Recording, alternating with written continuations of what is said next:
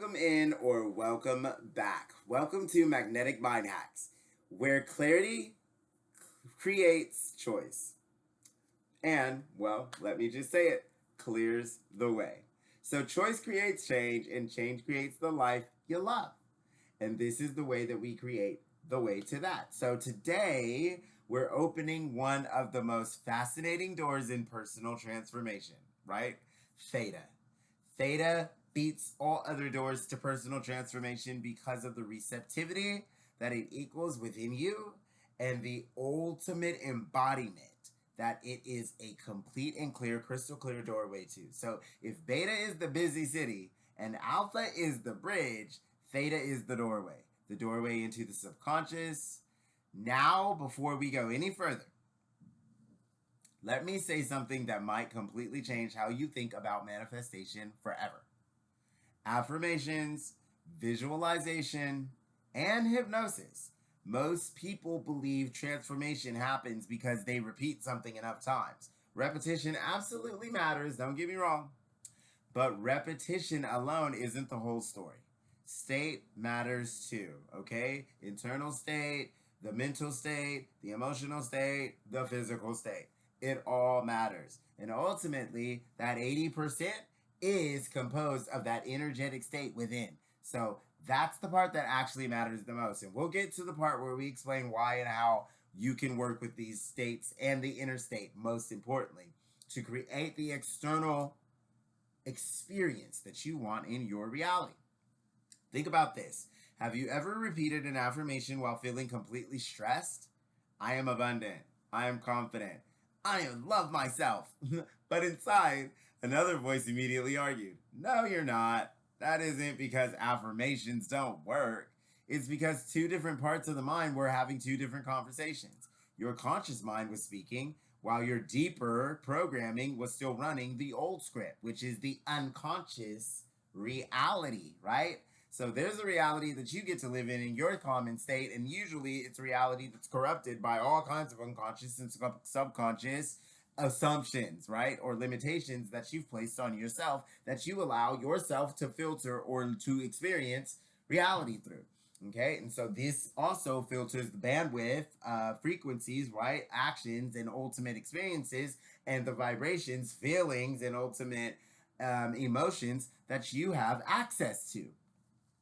So ultimately, while your deeper programming, your unconscious reality is actually structuring and creating the limitations that are really ruining your experience in your real or present or self-conscious reality. Well, it's becoming this hindrance or this cage, right? Where you're being confined to experiences that aren't ever going to improve your life, ever leave you feeling fulfilled inside, or ever making you feel like life really turned out right.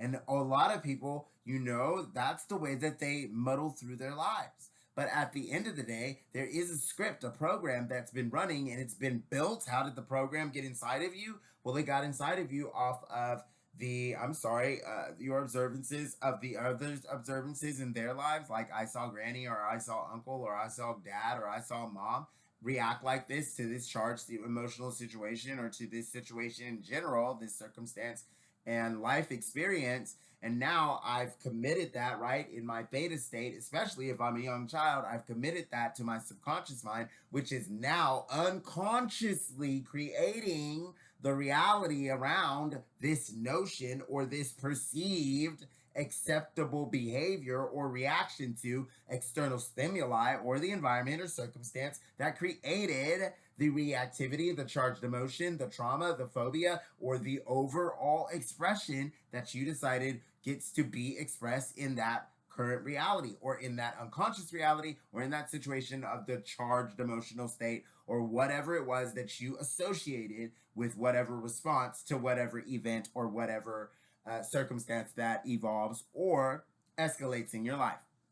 So this is the unconscious programming that is the deeper programming that is still running the alt script that you are trying to override with affirmations. And this is why you're not getting the kinds of results that you want. So let's talk about it. That's where theta becomes so important. Okay?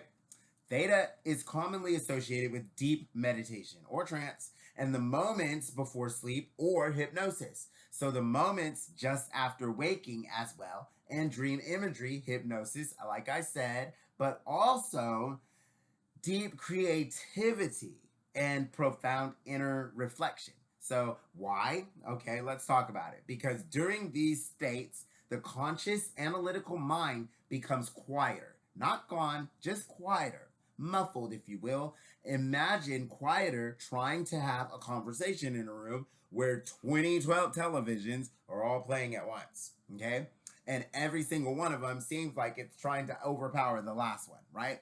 So they almost have this auto volume setting that's trying to auto set above and find, you know, the conflicted measure or the balance between all the other conflicting volumes around it. So it's this hot mess of calamities and cluttered, discombobulated barking of, you know, statements, orders, and really limiting beliefs. So that is what subconscious work can feel like during intense beta, honestly. Okay? So now imagine 19 televisions turning off suddenly, right? And the conversation becomes much easier to hear. That is what Theta begins creating. Not magic, but space. Space for new ideas, space for new beliefs, space for new emotional experiences, and space for new identity. And identity is what Magnetic Mind Hacks is really about. Because your life changes when your identity changes, your behavior changes when your identity changes, your feelings change when your identity changes, and your world and your overall expression or desired reality come into form and change when your identity change. Not simply because your goals change, right? The identity determines what feels natural. Identity determines what feels believable, and identity determines what your nervous system accepts as you. And Theta gives us a remarkable opportunity. This class iron, this ironclad opportunity, it allows us to introduce the subconscious, okay, to a different possibility, not through force. So now you're almost subduing the subconscious like it's an aphrodisiac in some ways, right? Because it's through the familiarity, it's through the comfortability, it's through the sentimentality, it's through this is why visualization becomes so powerful. Because when the subconscious can wrap itself around a situation or a circumstance, even if it's not real for you, right? But you can get into it with at least 3 of your senses, right? And this is something I'll always go back to and teach over and over again, because ultimately that's the way that you get it in. That's the way. You step into it with those 3 senses. If you want to see that lemon and experience that in your real life, and you want to visualize that and manifest that into reality, well, then step into how that lemon tastes. Step into the zest and how it smells as you squeeze it. Step into how it puckers your lips and makes your mouth water. Step into all of it. Step into the exact moment and the overall expression and the experience of it. And when you do this, your mind flips into a switch where it starts to play into it with you, and it can't tell the difference between the real lemon and what you just visualized with the 3 senses. Once you visualize with 3 senses, your mind automatically, okay, this is the mind hack, it automatically equates that to a real experience. It's never going to be like, oh, well, 2 senses were missing and I don't feel like I can analyze this correctly. No, you gave it the proper contrast in memory and reference. And what that did was it created the stage and set the tone for you being the predominant creator in your life. So the mind already knows as you as the predominant creator in your life. You are trying to relearn the fact that that's what you are as a self-conscious being, right? But at the end of the day, the mind already knows. So you don't, the mind's never going to assume you're lying, right? If you tell the mind that you're a failure every fucking day, excuse my language, but at the end of the day, if you tell your mind that you're a failure every day, then your mind is going to start trying to prove you right. That's all you're really doing. You're just setting the stage, right? Creating the space in your mind for now your mind to start trying to show you how you fail, trying to show you how things fall through, trying to show you how you have the worst choices in company and relationships and all the things, right? Whatever you're telling your mind, the mind is already, it's constantly trying to prove you right. right? And then the slipstreams, right? We'll go into that also because that's another way that the subliminals, the affirmations, the meditations, and all the things get lost in the sauce, right? Because the slipstreams are trying to filter through things that are bombarding the mind, right? And could get in the way of the program that the mind is already running in the unconscious reality that's controlling the limitations in your real reality. And so because of this conform, or really what I call the mental dome, right? Because it's like this mental cage that you've almost encased yourself in, built in the limitations, self-imposed limitations, right? That basically are consistently the things that you saw, that you identified with, or that the people that you identified with went through, and then you took upon yourself, absorbed into you, and took upon you as your identity. But none of these behaviors are truly you, and ultimately, all of it's just the path of least resistance. What that means is that was the easiest thing for you to do, and what seemed like the easiest thing for you to do was the thing that you've been most accustomed to doing. So that's what that sounds like, and that's why habits get to be such a bad thing, or feel like they're so in the way when they're not a productive habit or something that's making a difference in our life. So this allows us to introduce the subconscious to a different possibility, right? Not through force, through familiarity, like I said. So this is why visualization becomes so powerful. When you vividly imagine yourself responding differently, living differently, thinking differently, feeling differently, your nervous system begins rehearsing a future before it physically exists. Athletes do this, musicians do this, pilots do this, elite performers do this. Your brain doesn't only learn from physical repetition, really, it learns from imagery and symbols. And so if you can imagine, right, something in enough symmetry for your brain, or at least enough symbology and enough of the senses, right, you can smell into it, you can feel into it, you can taste into it, you can see into it. And then if you can do that all at once, like slap your heart into the heart space and slide your hands into the hand slots and just splash around in that reality or whatever that is for you, just for a little bit. It only takes about 17 seconds, right? 17 seconds for the mind to wrap itself around whatever this visualization is for you. So that's how quick it can be with those three senses, right? That lemon zest. It really wraps its mind, or it really wraps itself around that. And then 33 seconds for it to anchor it into the integration within you. So that means there's only one more step before it's embodied, right? And so that's how quick the mind can wrap around something that it truly can associate with reality, right? Or with feeling and with emotion and with the overall sensory input that it associates all other aspects of your life with.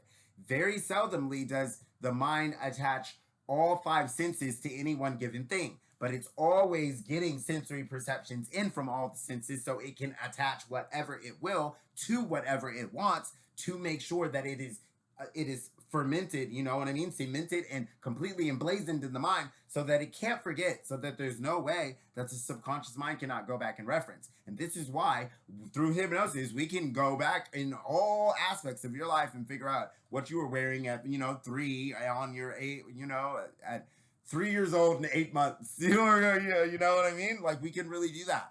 But that's because the subconscious mind is cataloging and tracking everything with this systematic way of reference. So your brain doesn't only learn from physical repetition.